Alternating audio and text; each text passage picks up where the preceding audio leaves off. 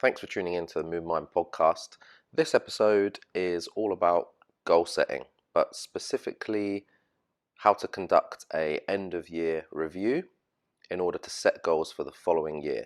So this will be a more monologue type podcast where I'll be talking through how I like to conduct the end of year review process in order to set goals for the following year, and hopefully you'll have a good framework and a clear framework to set your goals in a way that's far more robust than just New Year's resolutions. I've never been a New Year's resolutions kind of person, really. I've always found it laughable listening to other people's only to see them a month later quitting and giving up or being distracted and doing something else. So the goal setting process based around an end of year review is goals based around data, specifically data on how you have lived your life. So it's accurate in how you may then go and set goals going forward. So that is the goal of the goal setting episode. Let's get stuck into how it works and how I came across this method a few years ago and how useful it is. I think it's a great format. So I'm going to share my screen. If you're listening to this episode, it's probably worth having a look at the video episode to see what I'm doing, but I'll do my best to describe it too if you can't do that. So, end of year review. What does it look like? You need to have some data on your past year. The reason I wanted to release this episode now is because we've just finished 2021. You should have some information, even if it's just in your mind, on how that year went. And from that information is how we're going to set our goals. Specifically, we're going to use a 80-20 analysis of the previous year to set our goals coming forward. I first heard about this method from Tim Ferriss. I like a lot of what Tim Ferriss does. I also don't like a lot of what Tim Ferriss does. I came across this on his old kind of era, maybe 6 or 7 years ago, on his old blog before he updated everything. There is an article that I will point you in the direction of. Here on the screen you should be able to see that. It's tim.blog and then it's past year review. So if you type in Tim Ferriss past year review, you'll see his approach to it, which we're going to go through later. But for now, I'm going to give you kind of my version on how I've used it. But it's based around Tim's idea. He was the first one that pointed me in that direction of how to do it. And I found it to be very useful and kind of interesting and surprising on the 80-20 part of what I discovered. So how does it work? Very simple. The best way to do this is with a piece of paper or with some kind of typing tool, Word, notes, whatever it is. You can even do this on your phone. It doesn't really matter. You just need to be able to write something down. You can't really conduct this purely mentally. You are going to list out all the months. So January, and then February, March, April, etc., all the way through for the whole year of 2021, if you're going to conduct last year as a review. And then you're going to separate each month down in its respective weeks. So there's usually 4 or 5 weeks to every month. So you're going to break it down into week 1, week 2, etc., week 3, 4, 5. Okay. And then once you break down those weeks, or you've written out those weeks, you're basically going to create a column or 2 columns, a table if you like. On the left side of the column, you can put the best moments and people. And then on the right side of the column or the table, you can put worst moments and people. So you have a best and worst kind of pros and cons list going on for each week. Let's take you through a kind of example of my 2021 January so you can see, and then you'll see that the pattern repeats for every week for the 52 weeks of the year.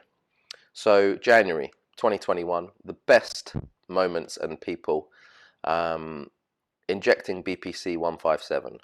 What's that? It's a peptide compound I injected myself with in January 2021 after I'd sustained a torn short head bicep injury from jiu-jitsu. Funny enough, the worst moment of that week in January was my torn bicep, hence the BPC 157. So they are kind of related. You won't always find that your worst moments and best moments are related necessarily. But on December 23rd, 2020, 2 days before Christmas, I tore my bicep. So going into the new year, it was pretty miserable. I had my arm in a sling, etc. So it was a real shit start to the year. But to try and fix it, I was interested in injecting BPC 157. So the remedy, if you like, or the starting psychological process of feeling better about trying to fix my injury started around the desperation of injecting myself with this peptide, which maybe is another episode in itself, but for those that are interested, I found it worked quite well for the soft tissue side of things, specifically easing off the pain of the short head, but I also tore my coracobrachialis and I felt like it didn't really help that. But anyway, that's another topic. So in the column of best, you put down for week 1 the best things that you can remember. If you keep a journal or some sort of day planner, or you have your iCalendar or whatever it is, Google Calendar, and you can see what you did in week 1 of January 2021, great, because that will trigger your memories a bit better. Going forward into 2022, try and keep a bit of a log week to week on what the weeks look like. You can even keep these columns going. So starting for February 2022, you can have these columns of best moments and people and worst moments and people for each week, and just fill them out as you go, because then when it comes to the end of the year, you'll already have it done, which is super helpful. I don't know if you can see on the camera here, but behind me I have a wall chart where I keep that stuff. I like to do it in a more analog fashion.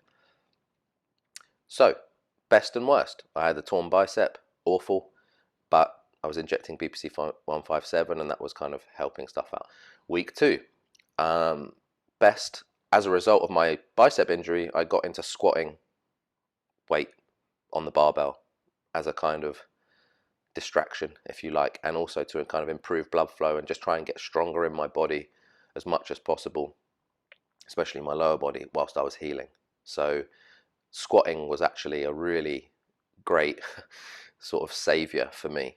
Worst moments, we were having lots of lockdowns of gyms and government kind of tyranny, if you like, here in Canada. So that was kind of an example of like the worst kind of moments, and that was starting around like the second week in January.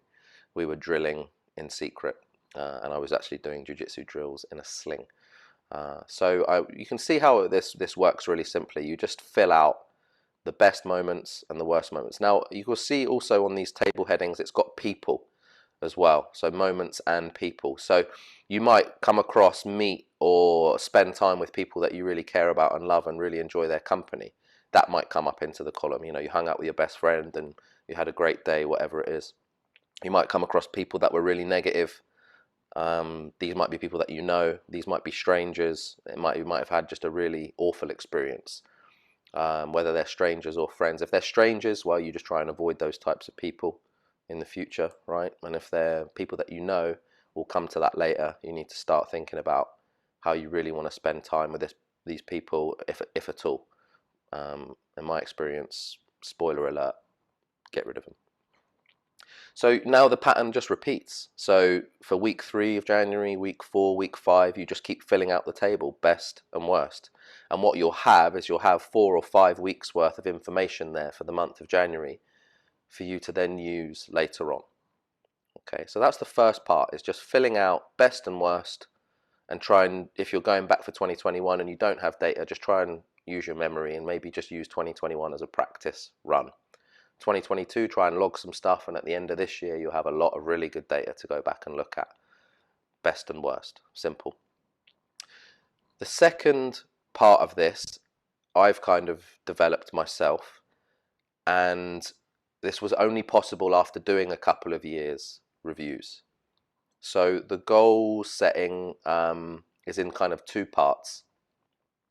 Best and worst will give you some information, but then also I've put here the monthly total of Keystone Habits. So what are Keystone Habits? I'm not using the traditional definition from the book. I think that's called Keystone Habits. I'm basically using these are habits, these are activities, these are things that I want to do more or less on the daily that I found have contributed to a better quality of life overall. And the only reason I know that is because I've done year reviews implementing them, and over the past 5-6 years I've refined what I try and do every day. You could say maybe in like a routine, if you like, or a daily routine that contribute to a better quality of life for me. So what are my keystone habits? You can make up your own.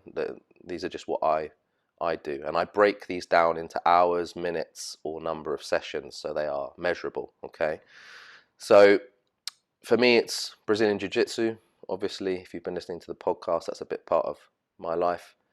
Lifting weights, strength and conditioning, that's another part. Meditation, and I'll come to why that's important for me in a minute. And reading.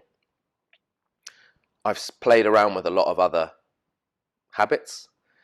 Hanging, so hanging literally from the rings or a bar, pull-up bar for durations. I tried that, trying to do daily hangs. I did that for a bit. That was interesting.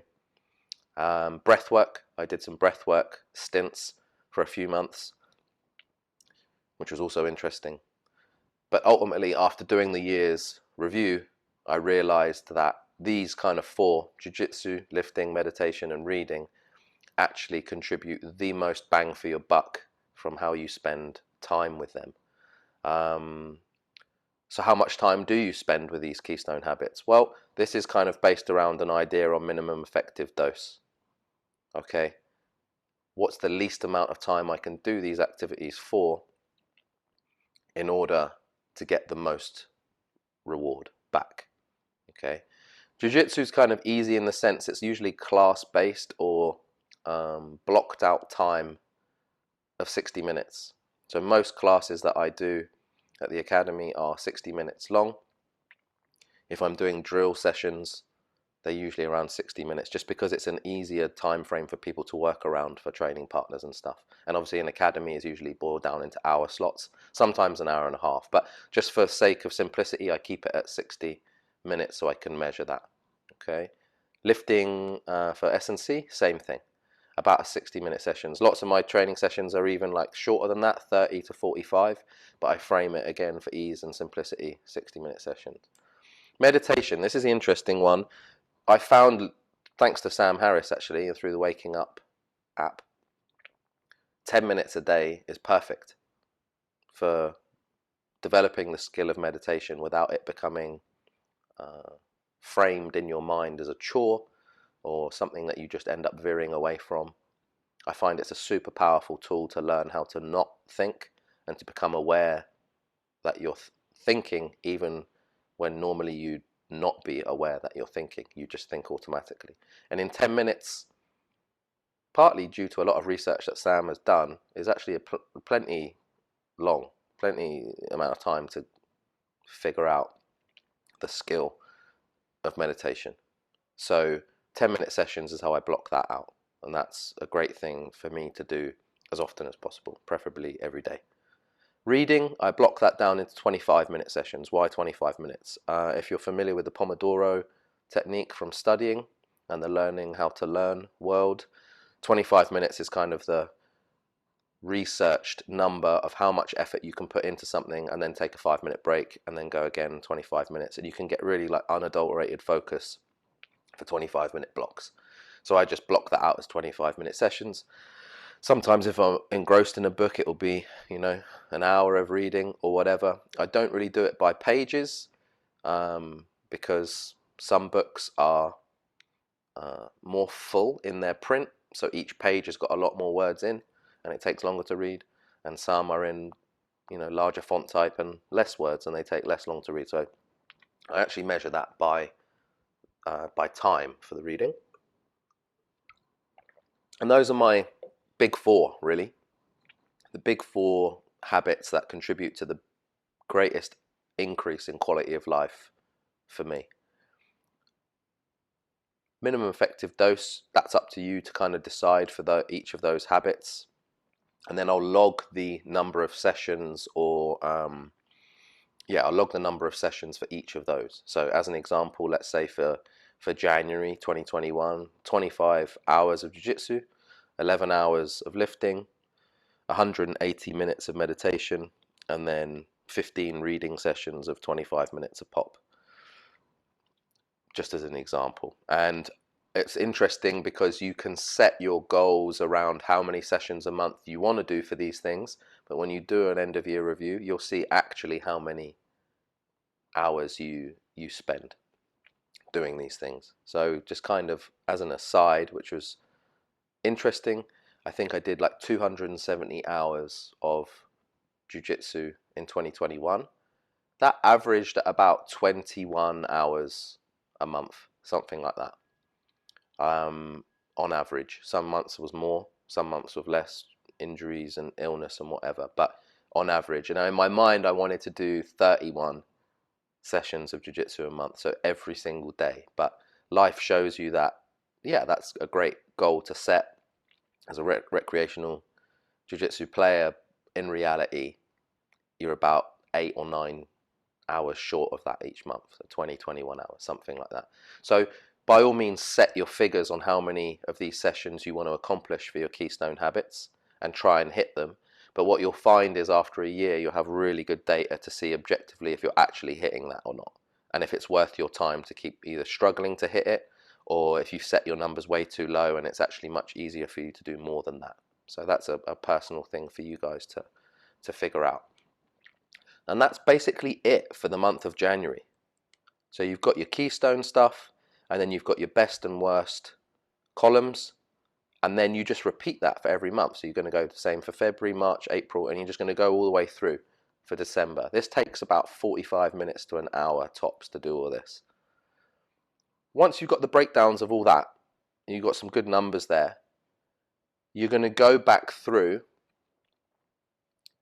your months, and you're going to pick out the best 20% of the best column and the worst 20% of the worst column. So you're going to do the 80-20 analysis. What were the key moments, the great moments that contributed to 80% of your well-being? What were the key 20%? The best, the creme de la creme of all the best. And then what was the worst of the worst? So you're going to pick out the 20% of the worst of the worst. Once you've done that, you'll be able to see a real nice refined list over the 12 months of the things that you should keep doing and pay more attention to, judged by the best column, and then the things that you should stop doing immediately from the worst column. Now back to the idea around negative people. If there's people in your life that you know and they're consistently showing from this analysis that they are contributing to a negative portion of your life, you've got to cull them out. Get rid of them. You don't need them in your circle. You're going to have to pluck up the courage to figure out how to do that. It might be explicitly announcing that to that person. Sometimes that's not even necessary. Sometimes you can drift apart. Sometimes you discover that you are actually instigating these interactions with these people, and you're a big part to play, because you've got to remember an interaction is based around two people. There's two parties involved there. So it might be you that's actually being the kind of instigator and putting yourself around these people, in which case you've got to take a long hard look at as to why that is. Sometimes we do strange things that aren't in our best interest because of issues that we have, usually with ourselves, maybe based on past traumas and conditioning and stuff like that. But you have to take a long hard look at yourself with that, which again, your Keystone Habits might help you to spot that, especially the meditation bit. You can find out if you're being if you're sabotaging yourself by hanging around with negative people. Drugs is a really interesting example. So people that have problems with drugs are very often associated with other people who have problems with drugs or facilitate their problem with drugs.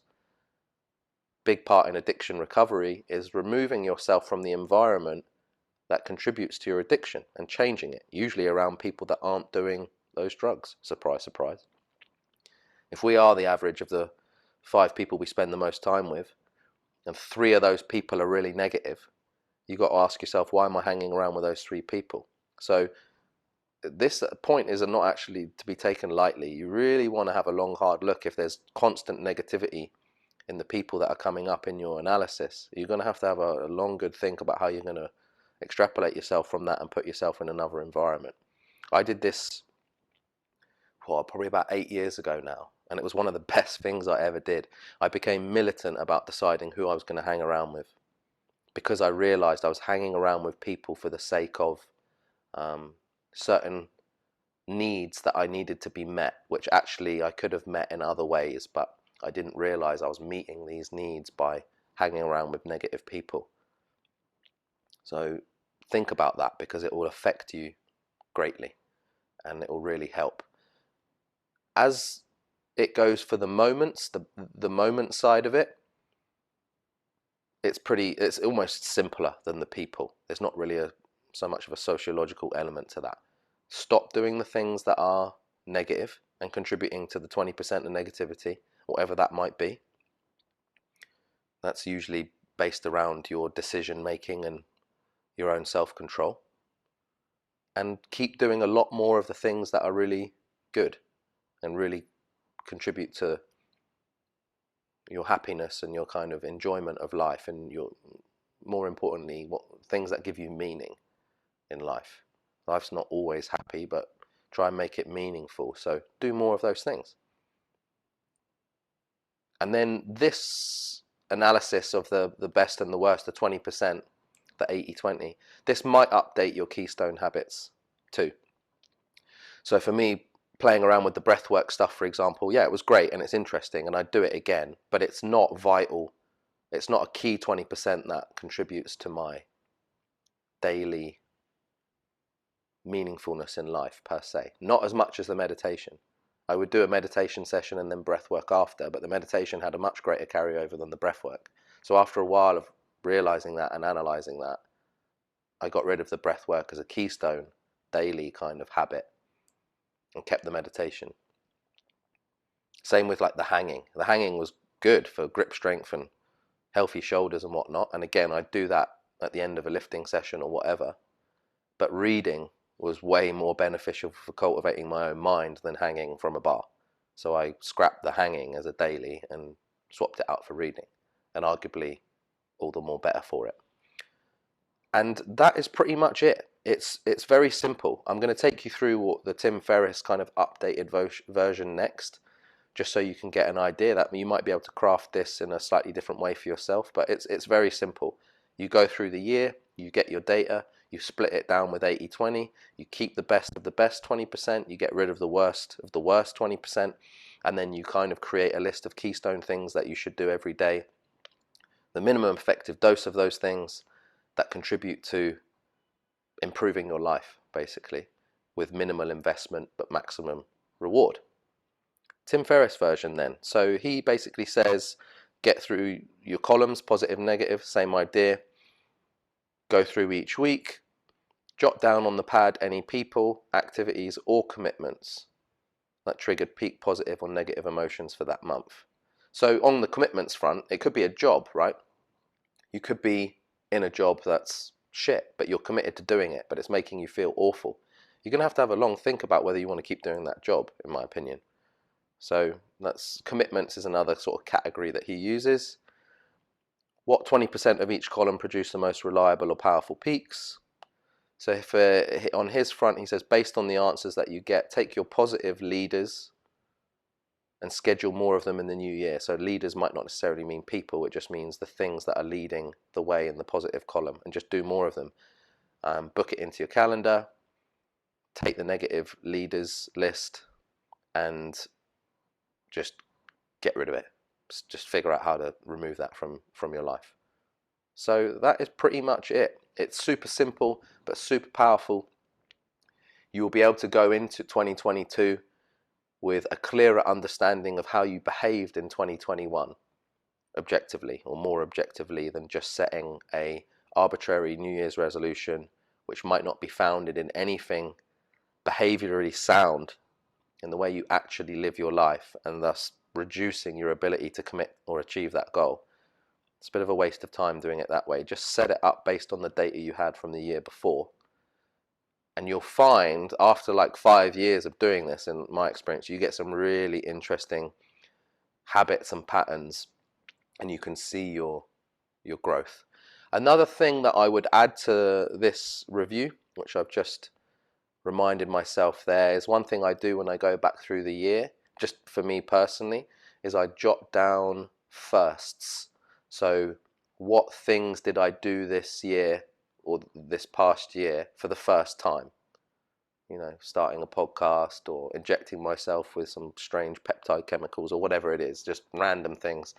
Because I have a pretty adventurous and exploratory mindset in general, I'm quite interested to see what things I did for the first time ever across a 12-month period. Maybe you'll discover categories that relate to your personality type that you can look back on and just can find interesting, and then that will help you set more of those kind of ideas for the following year. So for me, being adventurous and exploratory, firsts, doing things for the first time, relates to being adventurous for me. So I find that interesting, you know, whether it's traveling to a country for a first time or, you know, undertaking a new project. So that might be something that you want to explore too, like what is your nature, what is your character, what's your personality? Is there an element of how you live your life that you can also add into this coming year based on how you lived before? So give it a go. I'd be interested to hear some feedback if you like this approach. I found it very useful. I continue to do it every year. I quite enjoy looking back over the past year and seeing and remembering some of the good stuff, and then also wincing a little bit at some of the bad stuff and realizing, wow, that was an error in judgment on my part. Let's try not to do that again. Thanks for listening to this episode, and my goal for this year for the podcast is to be releasing a lot more of these kind of monologue based episodes discussing interesting ideas, principles and systems that you can use to get the most out of making a meaningful life. Thanks for listening, and I'll catch you next time.